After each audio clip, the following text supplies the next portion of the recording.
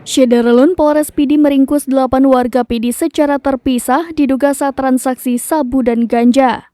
Penangkapan tersebut dilakukan personil Res Narkoba Polres Pidi mulai tanggal 7 Juni 2023 hingga 5 Agustus 2023.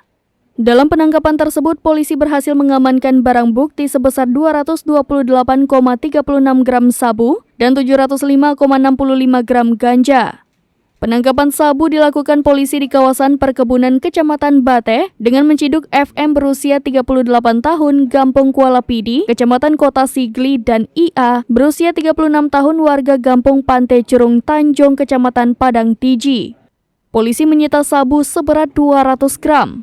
Keberhasilan polisi menggagalkan 200 gram sabu tentunya telah menyelamatkan 1.000 warga Pidi. Barang ini kan memang dari seberang semua.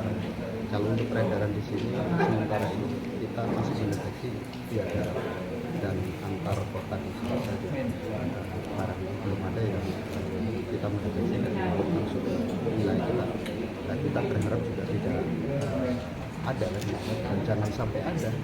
Kenapa kalau itu ada? Artinya kan peredaran di tempat kita itu sudah cukup membahayakan. Nah ini saja dari 200 gram ini kan berpotensi kalau sekali menggunakan seseorang menggunakan dengan 0,2 saja ada 10 paket satu yang akan digunakan.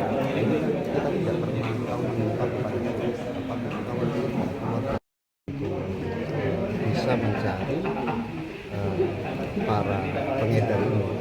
Nah ini alhamdulillah kita peran serta masyarakat yang mau memberikan informasi kita dalami, kita cari info lanjutannya, kita kembangkan informasi itu dan kemudian kita bisa mengamankan yang bersangkutan. Ini prosesnya undercover atau disergap langsung nih Pak? Untuk daerah mana nih Pak? Untuk penangkapan kemarin di daerah Batu. Tentunya tetap ada kita melalui informasi-informasi kemudian dari kita padukan dari orang-orang yang sudah ketangkap dan kita dari mana saja. Walaupun dia yang bersangkutan ini yang barang banyak ini belum pernah menjadi DPO dan sebagainya. Dari Pidi, Muhammad Nazar, SerambiNews.com.